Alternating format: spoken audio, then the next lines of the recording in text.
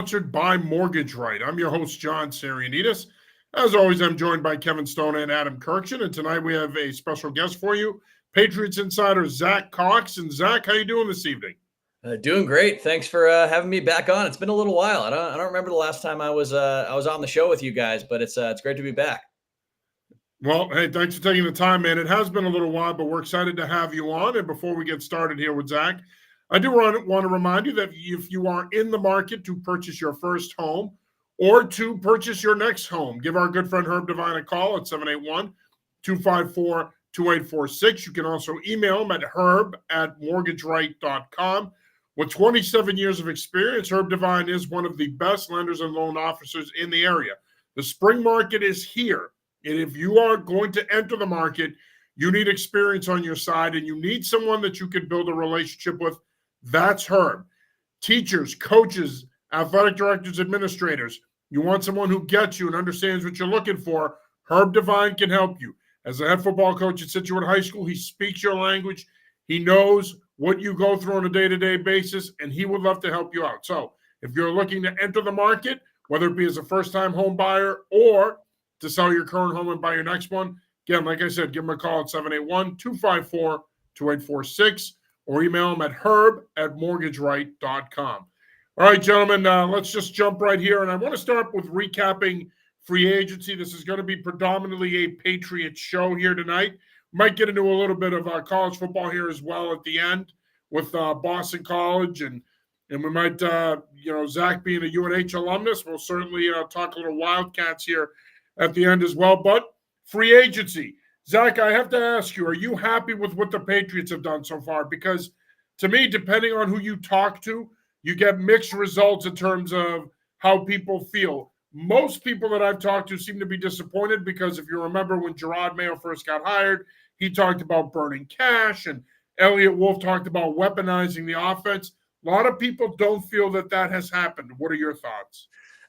It's such an interesting couple of months and couple of weeks to evaluate from a Patriots perspective, because when you look at it, when you look at the moves that they've made, you list them all out, there really aren't any that I disagree with. I think a lot of the moves they've made have been very good. They brought back basically all of the internal members of this team who are hitting free agency that you would say, yeah, I think they should bring him back next year. They were able to bring all of those players back just about, and most of them on reasonably team-friendly contracts. I like some of the guys that they got out and acquired in external free agency. I love the Jacoby Brissett signing. I liked Antonio Gibson. They needed a third down back. KJ Osborne, their most recent signing. Seems like there was a lot of love for him in Minnesota. He had a couple of productive seasons. So I like everything that they've done, but it's also hard to say that they've made themselves significantly better. So it's a little bit of if I was giving him a grade, I think I would have to give him an incomplete. They're on the right track, I believe, but they've kind of painted themselves into a corner where they really need to nail this draft. They need to find several key starters at impact positions, most notably quarterback, obviously, but they still don't have that top tier receiver. They still don't have, we still don't really know who's going to be starting at left tackle for them. So those are three pretty significant holes that they had going into the offseason that they still have now. So I can definitely see why people are viewing it as a bit of a disappointment. But on the other hand, all of the moves that they have made, I do think will make them a better football team next year. But it all comes down to the draft now. That's really their only opportunity to improve. Maybe we'll see a late in the game trade. But yeah, it's going to be a very, very big weekend for Elliott Wolf and the rest of that staff coming up in a month and a half or so. I feel pretty much the same way. I think people got their hopes up when Mayo said what he said, and but when it was happening, when first started, I sort of got the feeling that there wasn't going to be that one big splash guy that they were going to go after. Now they did go after some people, but I think getting Onwenu back is a huge, that's a huge thing for them. But it's like I don't know, a guy that I would like to have seen them go after, who would have been a big money guy, was T. Higgins, and he didn't. They tagged him. So you know, I guess sometimes making big splashes in free agency doesn't pay off. I mean, it's happened here a lot. So, I'm okay with what they've done. I just don't feel like they've really leapt forward, so to speak, and made that big move. Yeah, just to piggyback off of both of those, Zach, look, at the beginning of free agency, when we first talked, it was, I was of the mind that their biggest signings were going to be their own guys. So, on one hand, it's hard for me to criticize, but then when you start talking about the money and you have Robert Kraft talk about cap space, it feels like they sort of led the fan base on a bit. So, I guess my question to you is, do you feel the same way? Like, should the fan base be sort of angry with how this has played out? But um, again, they've made moves, so it's not like they've been totally silent. But it feels like they could have done more. Yeah, I think Gerard Mayo probably regrets the burn some cash comment that he made. I think it was made more as a kind of, not so much a joke, but kind of offhand. And it is true that the Patriots came into free agency with the most or the second most cap space in the entire league, and they certainly did not make any of those big time splash signings. There really weren't too many players that signed elsewhere that you said, man, the Pats should have had him. It was basically Calvin Ridley, who was obviously the kind of big number one target this entire time, and maybe someone like Jonah Williams from the tackle who from Cincinnati, who ended up signing elsewhere. He's somebody that probably could have filled a need for the Patriots. But I mean, you mentioned it earlier. You don't really build a strong kind of consistently competitive team in the NFL by going out and spending $100, $200 million in free agency. Saw that with the Patriots a couple of years ago. The Jaguars used to do it all the time. The Jets, the Dolphins, all these teams in the past that have gone out and basically tried to buy the roster in free agency. It usually doesn't work. I think maybe the expectations from the fan base might have been a little, the expectation of the fan base and the plan from the organization doesn't seem like it was completely aligned. And I think some of that probably is the fault of the messaging from the people who were sending out those messages. But I think that this is probably the smarter course of action, just given the caliber of talent that was available too. Because as you mentioned, Adam, T. Higgins and so many of those other wide receivers, they just weren't on the market. Maybe the Patriots could have traded for them. Maybe they still will. But it wasn't like this market was overflowing with talent at wide receiver or at tackle or at quarterback. And I think you would have had to go out and overpay for somebody who's not really worth it at that point. So still a work in progress, but I definitely think it probably could have been messaged a little bit better. Zach, there was Albert Breer was on NBC Sports last night, and he talked about the Atlanta Falcons trying to trade up at the combine, that they had spoken to the Bears, the Commanders, and the Patriots. And the term he used was they got stonewalled. And he talked about it today in an article. I'm a little bit surprised when he said that, to be honest with you, because especially after last week when Minnesota swung that trade with Houston and they got that second first-round pick, I was of the belief that the Patriots could potentially be in play at 3 as a possible trade target for Minnesota. Obviously, they would have had to give up more than just those 2 first-round picks. But are you surprised by what Breer said in regards to the Patriots and the stance that Elliott Wolf is taking, that, in essence, they're going to stick and pick, that they're not trading down? Slightly, if it was an actual stonewalling, if this was the Falcons or the Vikings or whoever calling up the Patriots and just having them just hang right up on them and saying, nope, we're not trading, not trading. Don't even make us an offer. We're not trading. That would surprise me a little bit, because I'm sure they're going to continue to get calls from teams in that range that want to move up for one of those top quarterbacks. I think it would be in the Patriots' best interest to, assuming that they think whoever the number 3 of those quarterbacks is, assuming they still view that guy as a legitimate franchise quarterback quality player, I think they should stick there and pick whoever is left of Caleb Williams, Jaden Daniels, and Drake May. But there is a valid argument, I think, for, hey, if a team is going to give you a haul for this pick. You still have a lot of holes. You're not going to be a Super Bowl team this year anyway. Maybe move back a couple of spots and get a couple of first round picks and be able to plug a couple of those or fill a couple of those needs, since you're not one player away. But I do think from everything that we've heard over the last couple of months leading into this draft process, these top 3 quarterbacks, all of them probably would be the number 1 guy in most years, just based on the kind of pre-draft consensus at this point. So if you pass on one now, there's no guarantee that even if you're picking in the top 10 again next year, there's no guarantee that you're going to be able to get that caliber of player. So if I'm Elliott Wolf and Gerard Mayo, if I like whoever that is there at number 3, if I don't think he's wildly overrated and I'm just taking him because I want to take a quarterback, I think that's the best course of action here for the Patriots. I agree. I think, like, even if you're not going to trade back, it helps you if people think that you will. Yeah. So, like, if there's a way that, just keeping the phone lines open, so to speak. So, teams think that the Patriots will trade back, then who knows? Maybe somebody will give you a haul for it. And then maybe you're only moving back 3 or 4 spots. So, for me, I still think the Patriots just stick there. And I like that taking a quarterback there, obviously. But, if they want to pretend like they might trade back, that it helps them. Yeah, I'm with you guys. Zach, I'm curious your thoughts on Justin Fields and Russell Wilson, especially given the price on both guys.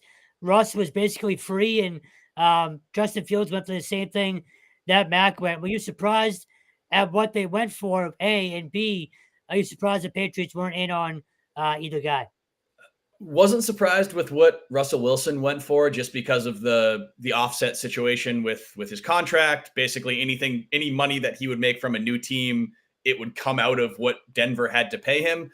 So he can basically sign for free for the veteran minimum, which is what he ended up doing. So the value of that one wasn't surprising to me. The value of the Justin Fields signing did surprise me. It kind of shows you that, I don't know, I guess the NFL as a whole was lower on Fields than maybe some people in the media, maybe some of his own teammates who still think that he can be a legitimate starting quarterback in the NFL.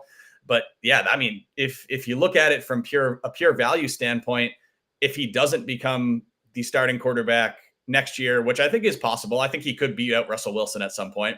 But if he's the backup, the Bears end up getting a 2025 6th round pick. So it's just like, it's so little money. It's not even a 6th round pick this year. It's a 6th round pick next year. At least with the Mac Jones one, it was a 6th round pick this year. So yeah, it's a little surprising. There were people a week ago on sports radio around here saying, hey, maybe you send that 2nd round pick to Chicago, get Justin Fields, bring him in here. It's very clearly not his value. I think it would have helped the Patriots if Chicago had called them and said, hey, we'll give you Justin Fields for a 2025 6th. I think you say, sure, why not? I'll give it a shot. I wasn't of the mind that you should give up anything substantial for Justin Fields, because he hasn't really proven anything in my eyes in his NFL career. I think you're better off rolling with a rookie there. But yeah, when he's essentially free, then yeah, why not give it a shot? But I never thought Russell Wilson made a ton of sense for the Patriots with where they are in their franchise. You are watching / listening to the New England Football Show, sponsored by Mortgage Right. I'm your host, John Serenitas. Kevin Stone and Adam Kirkchin and I are joined this week by Zack Cox, Patriots Insider. Just a reminder, if you are thinking about entering the market as either a first-time home buyer, or if you're looking to sell your current home and buy your next home, give our friend Herb Devine a call at 781-254-2846, or shoot him an email at herb@mortgageright.com. With over 27 years of experience, Herb is ready to help you out. He and his team are available anytime, including nights and weekends. Zach, I wanted to ask you real quick, just as a sidebar question before I ask you the next question. Thoughts on Mac getting traded? We just talked about Justin Fields. He got traded for similar picks, similar value, but just some thoughts on Mac getting traded, and put a bow on his career here. You got to cover him the entire time he was here. Just some thoughts on Mac. Yeah, a pretty unsurprising conclusion. I think I personally would have been surprised if he was still on the Patriots roster when they came back together for spring minicamp in a month or two. I'm of the mind that if you put Mac Jones in the correct situation, if you put the right pieces around him, if you build back his confidence a little, which he clearly needs at this point, I still think he can be a respectable NFL quarterback. I don't think he's ever going to be a Pro Bowler. I don't think he's going to be a top 10 quarterback, but I think he's going to be a guy who can be a half decent starter in the NFL. But I just couldn't see any way of that happening here, just with all the scar tissue from everything that went on in 2022 and in this past season. I think in the end, it's kind of a case study on how to ruin a rookie quarterback. Just you're changing his offensive coordinators. The Matt Patricia, Joe Judge thing from 2 years ago, I still think just had a devastating impact on Mac Jones's development. And then you couple that with the talent that he had around him. He had an O-line that really struggled, especially this past season. And his receiving core was one of the worst in the NFL. I don't think Mac was blameless in all of it by any means. I don't think he handled the difficult circumstances as well as he should have, and certainly as well as Bill Belichick would have liked him to. I think there was definitely a point where that relationship just essentially completely fractured and was unsalvageable. And it just wasn't going to work. There was no real path forward. And I think you saw, Mac last year by midseason, he was just a broken, unusable player. He's going to an interesting spot now. It's not a team that I kind of had on my potential Mac Jones suitors list in the Jaguars. He's going to be backing up a member of his same 2021 draft class, which I'm sure is going to be a weird and not especially ideal situation for him, but he is now at least in a situation where nobody is anticipating him competing for the starting job in Jacksonville. He can take this season as kind of a mental reset, get his game back, and then ideally from his perspective, either become a potential trade candidate at some point this season or go into free agency next year as somebody who a team views as someone who could at least compete for a starting job. But yeah, he's really starting kind of back from square one here. And you mentioned the 2021 draft class, and it's really hard to believe that it's rough. When you look at the first round of that draft class, that 4 of those 5 guys are gone in essence. Wilson, there was speculation last night he was going to get traded to the 49ers. But it's hard to believe, when you think about it, that class had so much hope and potential. And that was seen as the class that was going to produce the next great wave of starting quarterbacks in this league following that 2018 class. And it's crazy to me to think that all of them ended up in bad situations. Mac ends up in a bad situation here despite having a good rookie year.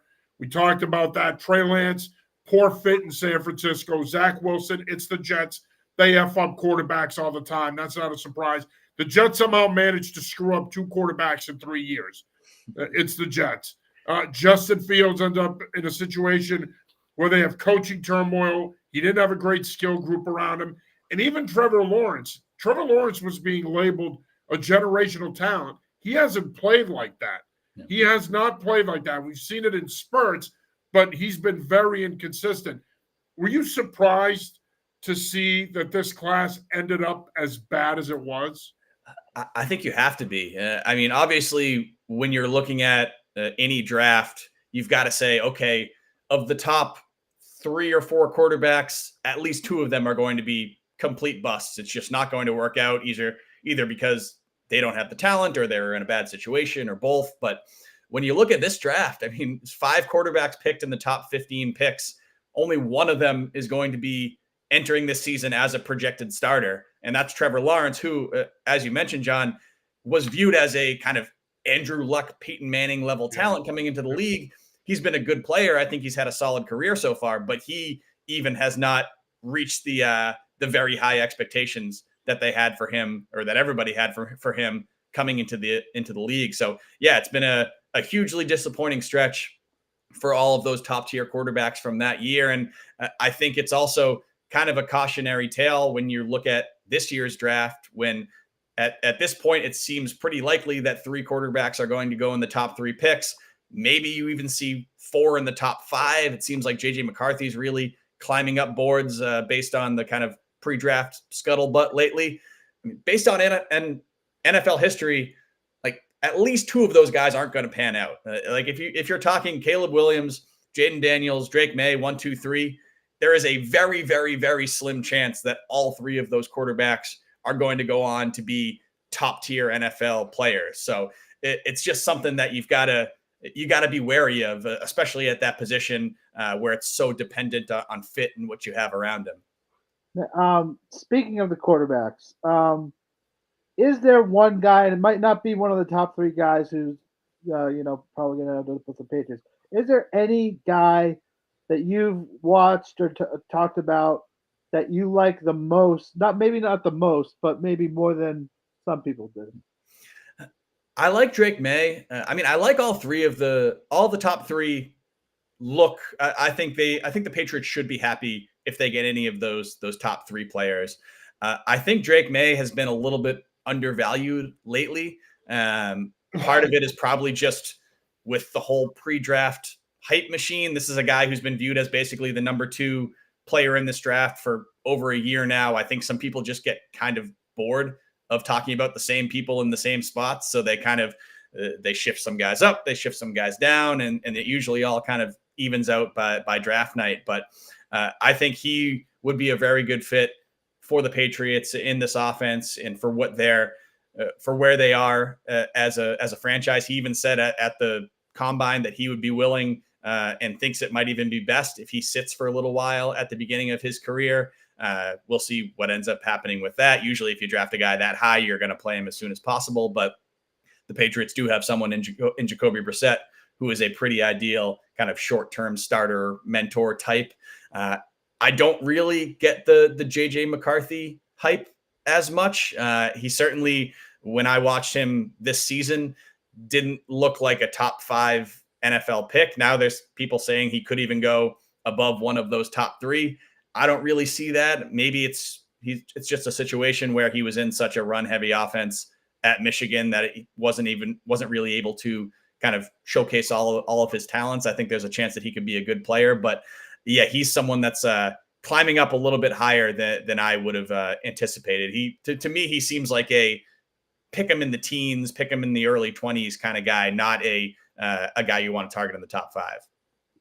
Zach, you mentioned Jacoby Brissett, and there's still another quarterback here that people are forgetting about. Bailey Zappi is still on this team. In my mind, I could see him potentially starting at this point. 1, are you surprised he's still here? 2, do you think there's a way he starts? I would be very, very surprised if Bailey Zappi starts this year. I think something would have to happen injury-wise I think it would have to be a situation where Jacoby Brissett gets hurt in camp and whoever they have as a rookie just isn't ready. And they're like, okay, we'll start Bailey Zappi for a couple of weeks. I just think I'm not surprised that he's still on the roster. To me, that screams kind of what they had with Jacoby Brissett back in 2017 or whatever it was. Hope he plays well in the preseason. Hope he impresses some people. Flip him for some sort of draft capital, some sort of player before cut down day. I think that's probably the ideal situation for all parties involved there. Just because, bringing in Jacoby Brissett, he seems like the absolute lock to start if it's not going to be whoever they get in this draft. He's very well liked around the league. He's played for Alex Van Pelt before. He actually had a pretty good season for the Browns when Van Pelt was his offensive coordinator a couple of years back. He knows his role. This isn't a Mac Jones situation where Jones down in Jacksonville is going to be kind of trying to prove himself and trying to show what he can do. Jacoby Brissett knows what kind of player he is. He's comfortable with that. So I think that I would be shocked if the Patriots starting quarterback this year is not either Jacoby Brissett or whoever they get in this draft. I think it would have to take an injury or some sort of catastrophic situation for that to happen. But Zappi is still an interesting scenario because you see him on social media. He's still training with Kendrick Bourne, and and Pop Douglas and Tyquan Thornton and all of them, they all seem to like him. I know Kendrick Bourne I think it was on Andrew Callahan's podcast the other day, said basically don't sleep on Bailey Zappi. So who knows, maybe he goes out and impresses some people in training camp. But yeah, I think from everything we saw from him last year, I'd be pretty surprised if he vaults over whoever those two guys are above him on the depth chart. Yeah, I would be too. I think that ultimately their goal is going to be to play Brissett, make him the starter, bridge it for a year. And again, I think this is a catch-22 if you're a Patriots fan, because in some ways, if they do that, you hope they're competitive, but in some ways they're also punting on next season. Yeah. But if you want to develop a young quarterback right, you got to do it. But I think barring an injury to Brissett or this young quarterback coming in and either getting hurt or being ineffective, I don't see Zappi playing. And I'm not so sure Zappi's even on the team when it's all said and done. I mean, they may just carry two quarterbacks. They also have Nathan Rourke, who's another guy that certainly could impress in the preseason and possibly get a shot at that third job or be on the practice squad. So it'll be interesting to see what direction they go in at the quarterback position. Obviously, with the third pick in the draft, they're in prime position to take one. And I tend to agree with you, Zach. I think for most of the season, I felt trading down was probably what they needed to do because of all the holes they had on this roster. But after watching the emergence of Jordan Love and what he did down the stretch for the Packers, I said to myself, you got to have that guy. If you don't have that guy, you don't have a shot. And so I think that's kind of the boat that they're in now. Yeah, I mean, quickly, sorry, John, but you just look at Houston, and if they had not drafted CJ Stroud, I mean, they draft CJ Stroud 2 overall, I believe it was last year. You're looking at them very differently now. I mean, I think that's the ceiling for the Patriots right now is a season very similar to what Houston had. Rookie quarterback, first-year head coach, former player. I think that's like the ideal thing that a Patriots fan could hope for this year is like 10 wins and a wild card berth. I think that's even being a little too ambitious. But yeah, this isn't a Patriots team that's going to be kind of competing for a Super Bowl regardless of what they do here in the next couple of weeks. No, but 10-7, and that Houston team did win a round in the playoffs. Yeah. Got to the divisional playoff round where they lost to the Ravens. I mean, if the Patriots could get that out of Mayo and a rookie quarterback, I think that should be their target. That's like their ideal goal this year. Yeah, yep, I agree. Zach, obviously the Dynasty wrapped up this weekend with episodes 9 and 10. Just some thoughts on the series. What did you think? What did you like about it? What didn't you like about it? And then we'll jump in and give our 2 cents. Yeah, it was entertaining. Certainly, it was more entertaining than I thought it was going to be, I guess. But it also left a lot.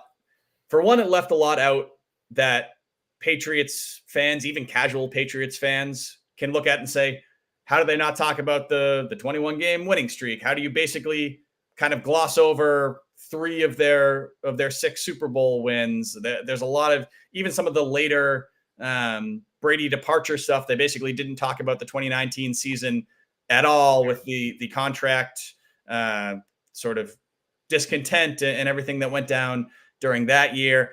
And I think one of my biggest kind of takeaways from it is that I think it was too harsh on Bill Belichick. I think some of it was deserved. I think some of it's certainly interesting when you hear former players talk about Bill the way they did in that show, especially somebody like Matthew Slater, who isn't like a Danny Amendola grudge holder type guy. He was a guy who was playing on the team this year and has always had great things to say about Bill when even he is saying kind of some of the criticisms that he had. I think that certainly resonates, but I think too much of it was just kind of glossing over the accomplishments of Belichick and just basically shifting the blame for every one of the negative storylines, more or less, that the show covered was just focused straight on Bill. I think it was a little unfair. I think it was a little too much.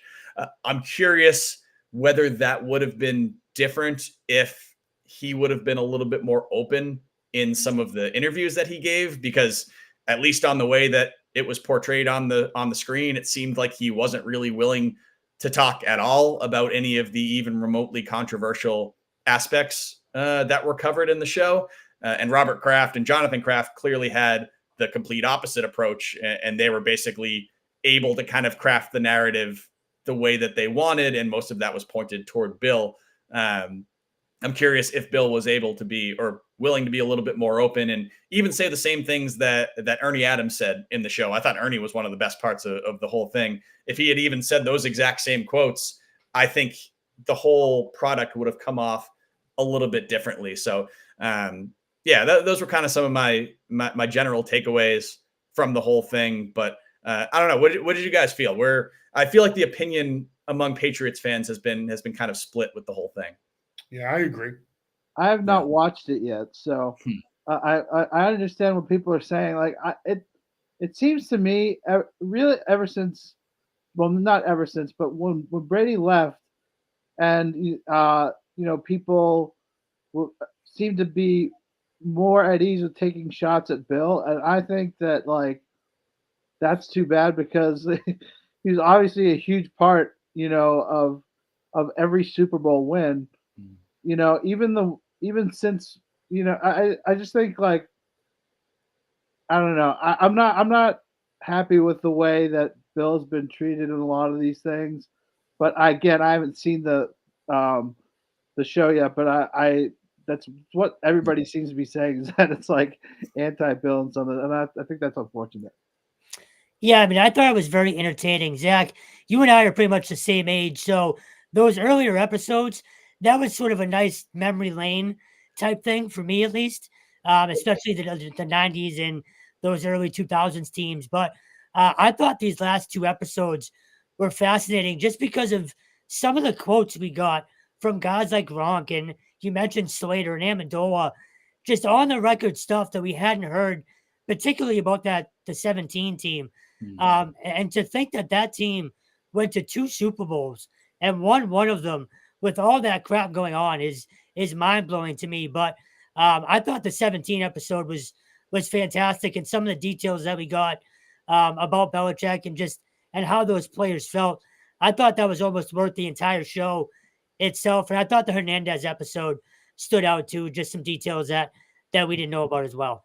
Yeah, and the Malcolm Butler situation where Kraft basically he comes out and says, I heard that it was some sort of personal situation that was not related to football, which still isn't an explanation, but it's more of an explanation than we've gotten for that in the last, 5-6 years since it all went down.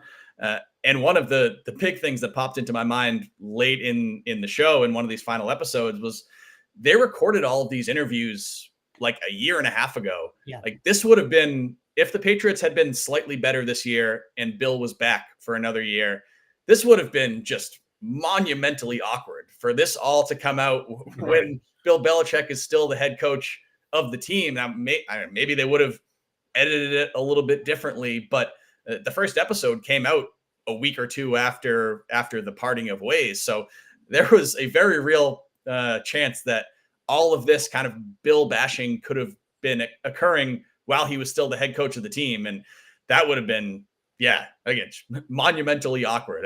That didn't end up happening, but yeah. No, I do agree with you that it's Bill bashing. I also agree with you that I hate the fact that they glossed over a lot of things. A 21-game winning streak really bothers me. They glossed over a couple of the Super Bowls, as you mentioned. They spent too much time on Hernandez, and I didn't like that episode as much as other people did, because I think to me they spent way too much on Hernandez. They've honed in on Belichick. He went to Belichick at the combine, asked for a trade. Belichick didn't trade him, and this goes back to what many people believe, that this paints Belichick as the villain.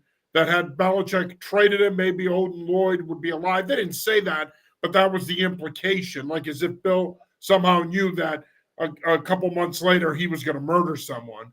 I think the other part that I didn't like was the start of episode 9 when they make a big deal out of Belichick's letter to Trump. Why was that even in there?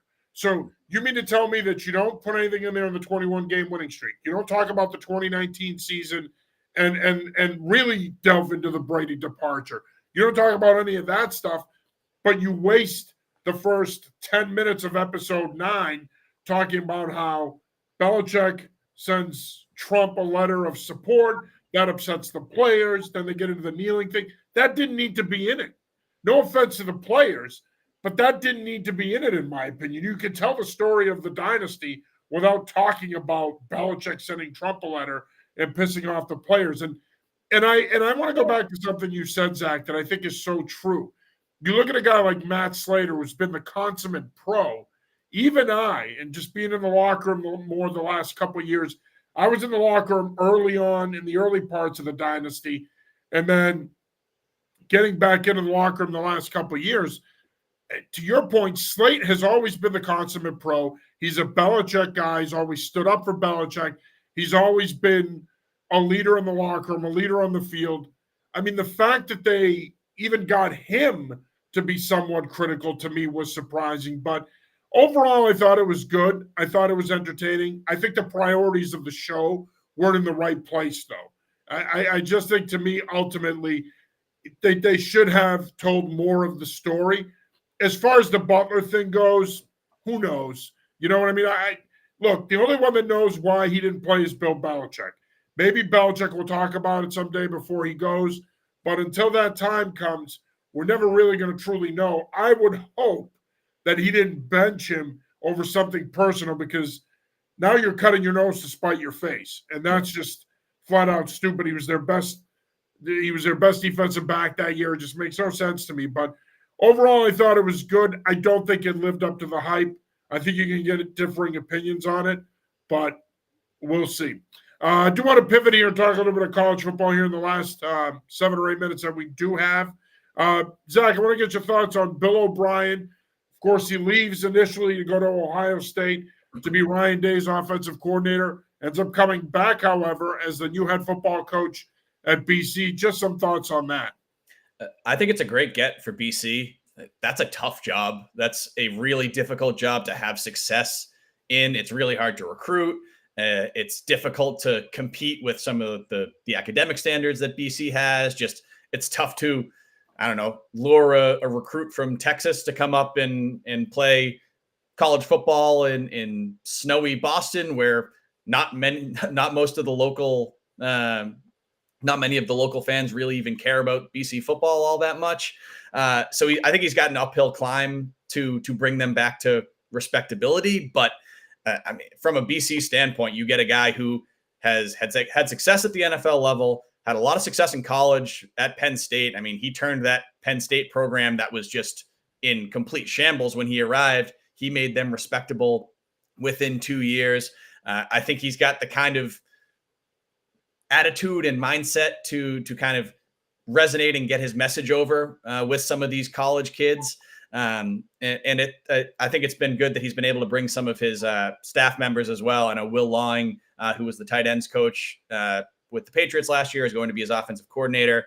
I don't know. As somebody who grew up as a BC fan, I would like to see them get back to being a top 25 ranked team and someone who's at least relevant late in the season. It hasn't really been the case in a while. I liked seeing the blip they had under Jeff Hafley. I think Hafley did a pretty good job with what he was given over the last couple of years. But yeah, I'm excited to see what Bill O'Brien's able to do. It's going to be a bit of a culture shock, I'm sure, but I know he wanted to stay around New England. His family's from here, and again, yeah, from a BC perspective, I think this was about as good of a hire as you could have asked for.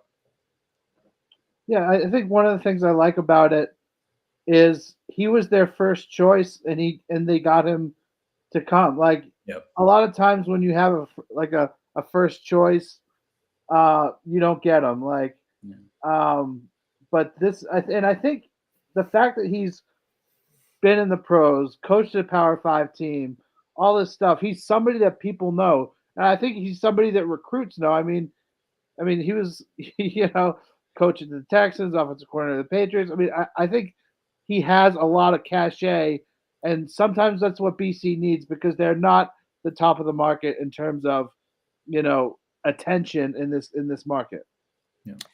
Yeah, Zach, I can tell you, it feels like an NFL training camp already down there. I should say, do you feel like he got a bad rap here with Mac Jones and just the way everything played out? Because I do. I think so. It's also hard to know where the blame should lie between Mac and Bill O'Brien, I think the fact that he wasn't able to build out his own staff seemed like it was a real point of contention this season, and something that just sort of caused parts of the offense to go haywire at points. It was, I think they would have been better served if Bill Belichick had allowed him to hire all of his own assistants and said, hey, here's a guy who knows how we want to teach the run blocking. Here's a guy who knows how to coach the receivers the way I want them to be coached. I think if they were all on the same page and had a little bit more cohesiveness, maybe things would have been different. But it's all kind of a big circular chicken and the egg type scenario. It's, well, if they had had better talent, and if they had had better coaching, and if their quarterback had been better, then whose struggles were to blame for all of the other people's struggles? I think it's really hard to just point at one person and say it was his fault that the offense cratered this year. I mean, I think Bill O'Brien is a better coach than what the Patriots offense put on tape and on the stat sheet this year. I don't think he's the reason that the Patriots only averaged 13 points a game or whatever they did. I'm sure he definitely has to have, you have to say he had a hand in that. He has to kind of wear that. That's on his resume now. But yeah, I don't think he was the reason for the Patriots struggle. So I do think that anybody who kind of points the finger at him and says, man, they would have been better if they just didn't get Bill O'Brien, I think that's a little bit misguided. No, I agree wholeheartedly. And look, there was a lot of excitement surrounding that hiring a year ago. You know, of course, we've got the league meetings this week, the owners' meetings. If you go back to a year ago at the owners' meetings, there's a lot of hype and excitement around this hire. But I do think, Zach, that you bring up a great point in that he wasn't allowed to hire his own assistants on his side of the ball. And I think that really hindered his ability to coach the way he wanted to in many ways, especially when it comes to hiring your own offensive line coach. You look at Alex Van Pelt. Mayo has given him that leeway, and he has been able to go out and get the guys that he wants. He's brought in Scott Peters. He's brought in T.C. McCartney. He's been able to go out and hire the coaches that he wants to coach with him. And the fact that he was only allowed to bring in Will Lying, I think in many ways that was the beginning of the end. And I think at that point we should have known that this isn't going to work. He's trying to run his system or the Patriot system with his touch, but he's trying to do it with people that haven't coached with him, don't understand the way he operates, don't understand his language. That's a tough deal, man. I don't care what level it is. When you're an offensive coordinator or defensive coordinator, you've got to work with people that you can trust. You've got to work with people that speak your language, that can teach what you want them to teach. That to me was hard because he wasn't working with those people. So there was a period of time there where they had to get on the same page with him. And then the season came around, and it seemed at times last season that they weren't on the same page. Real quick before we go here, Zach, obviously you're UNH Wildcats. A little bit of a disappointing season. There we go. Love it. Nice. A little bit of a disappointing season last year for Ricky Santos' crew, coming off a great year 2 years ago. Just some thoughts on where the program is now as an alumnus. Are you happy to see the Wildcats competing the way they are now? Yeah, I mean, for starters, I'm excited to see where Dylan Laube ends up landing in the NFL draft this year. This is the first time in over a decade, probably about 15, 20 years, that UNH has had an actual, real, legitimate NFL prospect. They haven't had somebody drafted since 2013. They haven't had anyone who's really been an NFL regular since Corey Graham, who spent a lot of years in Philly and in Chicago and Buffalo, bounced around a cornerback. He was a very good player, but the UNH just hasn't produced a player of that caliber in a very long time. And Laube really seems like he is that level of player. He's running back, receiver, hybrid, really productive punt and kick returner as well. I know he impressed a lot of people down at the Senior Bowl, out at the Combine a couple of weeks back. I know some teams worked him out as a receiver, had him split out and run some routes. It sounds like he could be someone that goes in the sort of 4th, 5th round area as kind of his ceiling. But yeah, he's a guy who had almost 300 receiving yards rather in a game against an FBS team last season in Central Michigan. So really excited to see what he can do. One, where he goes, and two, what he can do at the NFL level. And then, yeah, for the program itself, I like what Ricky Santos is doing. I've always been a big Santos fan. I think I was in 8th grade when he was a senior at Bellingham and just averaging like 700 yards a game. He was an absolute monster way back then. So I've kind of followed his career ever since then. I know he had a great career as a player under Chip Kelly for those years where UNH was really kind of at the peak that it's been. They're always in the mix. They're always kind of around that like top 20, top 15 area, usually in the playoffs, but have never really been able to kind of get over that hump. It would be nice to see them within the next couple of years get into that kind of North Dakota State, South Dakota State, Montana State territory or Montana, and like all those teams that are up in that upper echelon of FCS.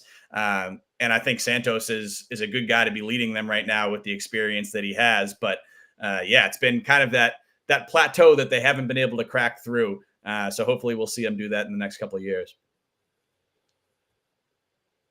Yeah, I agree. I think it's a program that has had success in the past, as you know, when Chip Kelly was there as offensive coordinator under Sean McDonald. Obviously, Coach McDonald had success. Then Ricky takes over a couple of years ago. He did a great job. It's a program that, as much as it's a hockey school, they've had a lot of success in football through the years. And in many ways now, when you look at the athletic department, yes, hockey's still a big part of the athletic department, but certainly the football program has made some headway there, and they're a program that's going to consistently compete in the CAA. Zach, I want to say thanks for taking the time, brother. Really appreciate it. It's great to see you, man. And any updates on where we're at right now, career-wise? No updates at the moment. Hopefully some updates soon. But I really appreciate you guys having me back on. Always fun chatting with you. Hoping to see you guys down at Gillette sometime soon.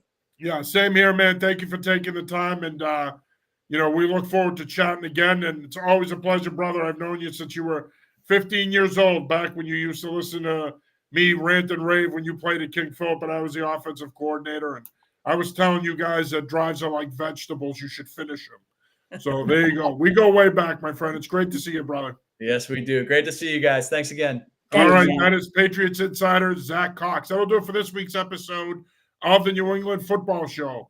For Kevin Stone, Adam Kirkchin, and Zack Cox, I'm John Cernitas. We'll talk to you next week. Peace. See ya.